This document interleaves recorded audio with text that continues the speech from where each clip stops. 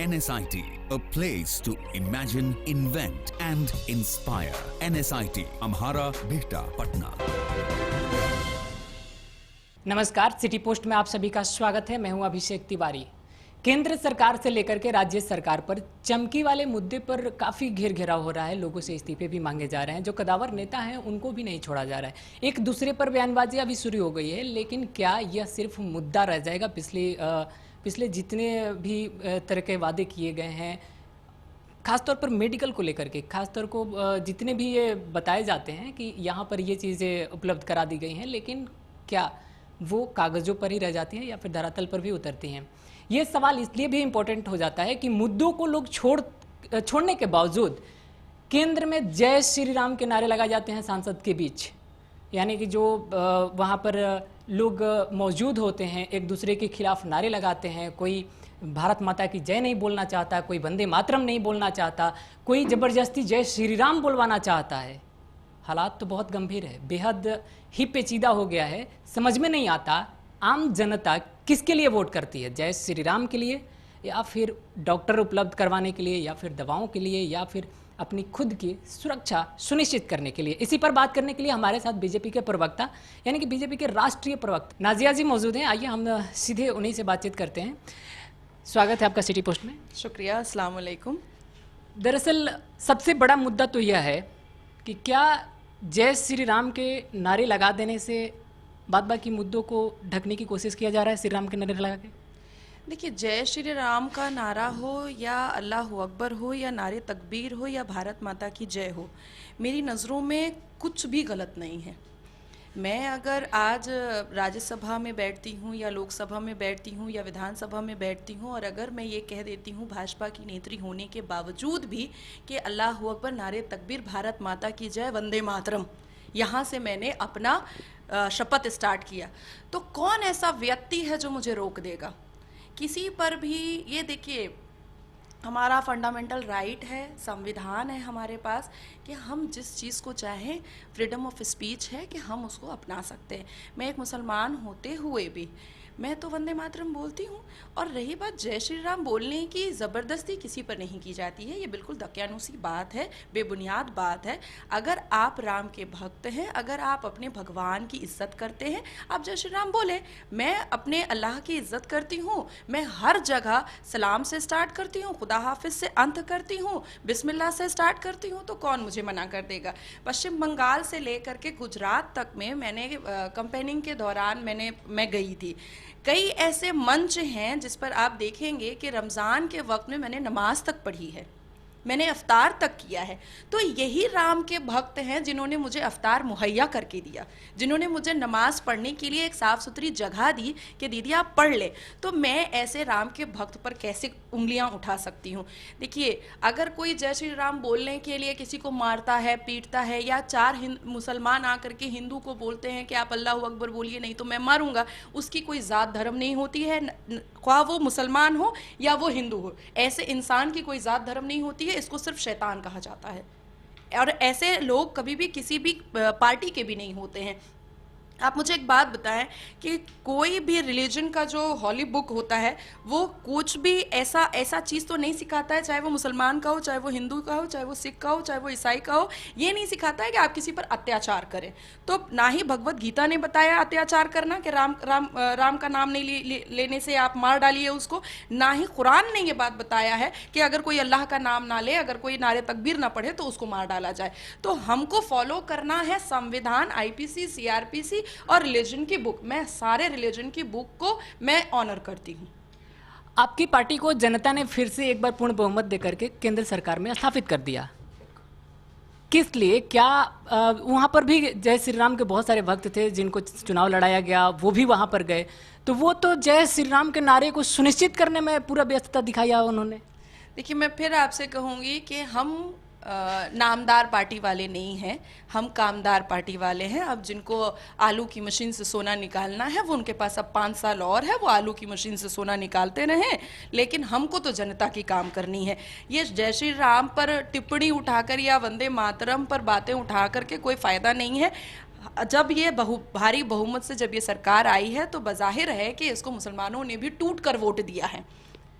आपकी पार्टी, आपने कहा कि कामदार पार्टी है, काम के बदौलत पूर्ण बहुमत में आई है, तो आप ही के पार्टी के जो प्रधानमंत्री जी हैं उन्हीं का कल स्टेटमेंट आया कि अगर हम लोग चमकी बुखार को लेकर के इतने सारे बच्चों का मौत हो गया तो इसमें हमारी विफलता है। 5 सालों से आप सत्ता में हैं, उसके बावजूद भी आप विफलता दिखा रहे हैं। चलिए, डॉक्टर की कमी है, वो बात समझ में आती है।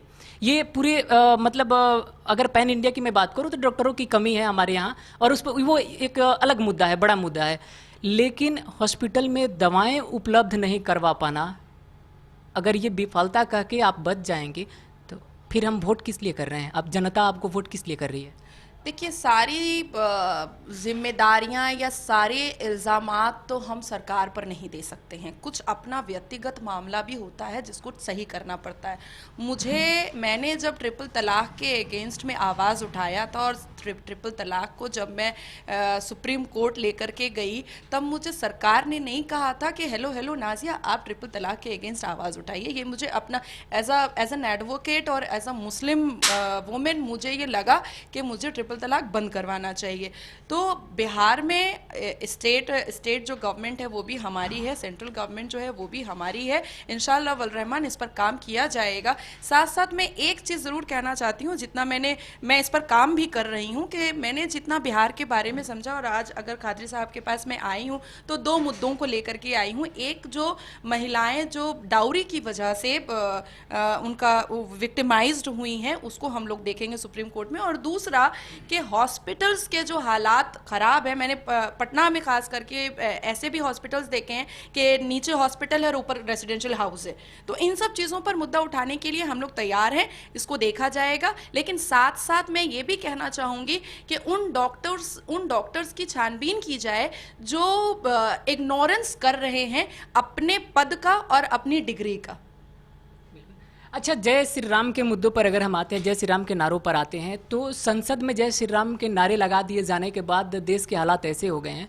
मॉब लिंचिंग की घटनाएं आम दिनों आप सुनती रहती हैं, कल भी हुआ है, परसों रोज भी हुआ है। सरायकला की मैं बात कर रहा हूँ, वहाँ पर भी बंदे को बांध के पीटा जा रहा है, भले ही वो एक चोर हो। मैं इसकी पुष्टि भी नहीं करता और ये भी नहीं कहता कि वो चोर नहीं है, लेकिन अगर उसको पीटा जा रहा हो, जबरदस्ती उससे कहलवाया जा रहा हो कि जय श्री राम बोलो, तो लोगों को तो ये दिख रहा है ना कि संसद में भी इसकी जोर जबरदस्ती की जा रही है और यहाँ पर भी वही सिचुएशन है। तो लोग कह रहे हैं कि वहीं से मनोबल मिल रहा है। जो आपका विपक्ष कह रहा है कि ये तो संसद से ही इन लोगों को मार्गदर्शन मिल रहा है। देखिए, आप भी घर परिवार वाले आदमी हैं, मैं भी घर परिवार वाली आदमी हूँ। कोई भी घर का जो मुखिया होता है वो नहीं चाहता है कि उसके घर में अशांति हो। तो हमारे नरेंद्र दामोदर दास मोदी जी एक ऐसे व्यक्ति हैं जो पूरे भारत की जनता को अपना परिवार समझते हैं। वो कभी हिंदू मुस्लिम में नहीं बांटते हैं। वो हमेशा यही कहते हैं, सबका साथ और सबका विकास। तो वो कभी नहीं चाहेंगे कि उनके भारत के एक भी सदस्य को, परिवार के एक भी सदस्य को प्रॉब्लम हो या उनको कुछ गलत फेस करना पड़े। अब जब सरकार हमारी है केंद्र में और 70% हिंदुस्तान के हर स्टेट में भी सरकार हमारी है, तो मुझे नहीं लगता है कि हमें मॉब लिंचिंग करने की या उसको सहमति देने की या उसको बढ़ावा देने की ज़रूरत है। अपोजिशन पार्टियों के पास कोई काम है नहीं, अब कोई काम बचा भी नहीं है, तो इसलिए इन सब चीज़ों को हवा दे करके वो ये साबित करना चाह रहे हैं कि हम बहुत कॉम्युनल हैं। लेकिन हम ना कॉम्युनल हैं, ना हम सांप्रदायिक हैं, हम लिबरल हैं। और ये साबित कर दिया है ट्रिपल तलाक का वर्डिक्ट। और मोदी जी जिस तरह से मुसलमान औरतों के लिए खड़े हुए, जिस तरह से उन्होंने मुसलमान औरतों के आंसू पोंछे हैं, इससे ये बिल्कुल प्रूफ हो गया है कि मुसलमान के लिए उनके दिल में बहुत हमदर्दी है। जिस तरह से उन्होंने मुसलमान बच्चों के लिए कहा कि मदरसे में अगर एक हाथ में कुरान है तो दूसरे हाथ में कंप्यूटर होना चाहिए, तो मैं तो बाहें फैला करके इस चीज़ का स्वागत करती हूँ। और मैंने कई मदरसों में कंप्यूटर डिस्ट्रीब्यूशन भी किया है कि हाँ लो, एक हाथ में कुरान और एक हाथ में कंप्यूटर, क्योंकि मैं भी चाहती हूँ कि हर मदरसे का हर मौलवी और इमाम इंग्लिश में तरावी पढ़ाए और जा कर के लंदन अमेरिका में भी तरावी पढ़ा कर आए और कहे कि हम बिहार से आए हैं, हम बंगाल से आए हैं, हम साउथ से आए हैं, हम भारत से आए हैं और हम लंदन अमेरिका में भी पढ़ा रहे हैं तरावी। तो अगर इस इम्प्रूवमेंट और डेवलपमेंट पर अगर ये छोटी मोटी बातें मॉब लिंचिंग की और इसकी उसकी आती हैं तो हम इग्नोर ही करेंगे। हाँ, कार्रवाई की जहाँ तक बात है एज पर लॉ, वो ज़रूर देखा जाएगा। हम देखेंगे, बिल्कुल देखेंगे कैसे क्या हो रहा है। अब देखिए, जय श्री राम के नारों पर जब हमने एक जदयू के, आपके यहाँ पर सहयोगी दल है जिसके साथ गठबंधन में अभी सरकार आपकी चल रही है बिहार में, तो जब हमने जदयू के एक महिला प्रवक्ता से बात किया तो उन्होंने साफ साफ खंडित किया इसको कि देखिए, जय श्री राम के नारे लगाना खराब नहीं है, लेकिन जय श्री राम के नारों के पीछे जो मोटिव होता है उसके मैं खिलाफ हूँ। मोटिव अगर सही हो तो हम लोग उसी के पक्ष में होते हैं, अगर मोटिव सही ना हो तो फिर हम लोग अलग बना लेते हैं अपना रुख। तो सवाल यह है कि क्या बीजेपी हर एक मुद्दों में जय श्री राम घुसड़ रही है, क्योंकि आपके तो सहयोगी दल मान रहे हैं। देखिए, कौन क्या मानता है, सबकी अपनी अलग अलग सोच होती है, सबकी अपनी अलग अलग राय होती है। यहाँ पे रोकेंगे हम। अलग राय होने के बावजूद भी आप गठबंधन में, सरकार में मौजूद हैं। हाँ, गठबंधन में रहेंगे, क्यों नहीं रहेंगे। आप फ्रीडम ऑफ थिंकिंग पर थोड़ा ही जोर लगा सकते हैं। अब मुझे बिरयानी बहुत पसंद है, आपको चाइनीज पसंद है, तो क्या हम साथ में बैठ नहीं सकते हैं क्या? बिल्कुल बैठ सकते हैं, लेकिन सवाल यह है कि बीजेपी और जदयू, बिहार सरकार की अगर मैं बात करूं तो बहुत सी बातें ऐसे, बहुत से मुद्दे ऐसे हैं जिस पर राय नहीं बन पा रहे हैं फिलहाल। नहीं, राय बिल्कुल बन रही है और बहुत खूबसूरती से ये अलायंस हुआ है, बहुत खूबसूरती से हमारा गठबंधन हुआ है और माशाल्लाह बहुत अच्छी सरकार बनी है हमारी। और जितनी भारी बहुमत में हमारा सेंट्रल गवर्नमेंट आया है, अब हम काम करेंगे। हम लोग कामदार पार्टी वाले हैं, हम लोग सब चौकीदार हैं और आप जैसे ज़मींदारों का ख्याल रखेंगे, क्योंकि आप ज़मीन पे बैठते हैं, हम चौकी पे बैठते हैं, तो आप ज़मींदार हुए और हम चौकीदार हैं। तो आपका ख्याल रखने के लिए, जनता का ख्याल रखने के लिए हम चारों तरफ से तैयार हैं। और एक ऐसा सदस्य हमारे पास फिर से आया है जिसका नाम मोदी जी है, जो पहले ओथ के पहले दिन से ही ये सोचने के लिए आमादा हो जाता है कि जनता को छोटे से छोटी योजनाओं के साथ साथ इकोनॉमिकल डेवलपमेंट तक हम सोचें। ये साबित उन्होंने कर दिया है। काम करने दें उनको सुकून से, क्योंकि वो एक ऐसा व्यक्ति है जो सिर्फ काम करना चाहता है और डेवलपमेंट का काम करना चाहता है। बिहार की राजनीति में चमकी बुखार पर जिस तरीके की राजनीति देखने को मिल रहा है, लग रहा है कि मुद्दों से एक दूसरे को भटकाने की कोशिश हो रही है। पार्टिकुलर मैं बीजेपी और जदयू की बात कर रहा हूं। आज बीजेपी के एक एमएलसी ने नीतीश कुमार का इस्तीफा मांग लिया। बीते दिनों मीडिया में खबरें आई कि नीतीश कुमार मंगल पांडे जी से इस्तीफा मांग रहे हैं। मतलब बीजेपी वाले जदयू से इस्तीफा मांग रहे हैं, जदयू वाले बीजेपी से इस्तीफा मांग रहे हैं। क्या दवाएं भी उपलब्ध होंगी या सिर्फ इस्तीफों का खेल चलेगा?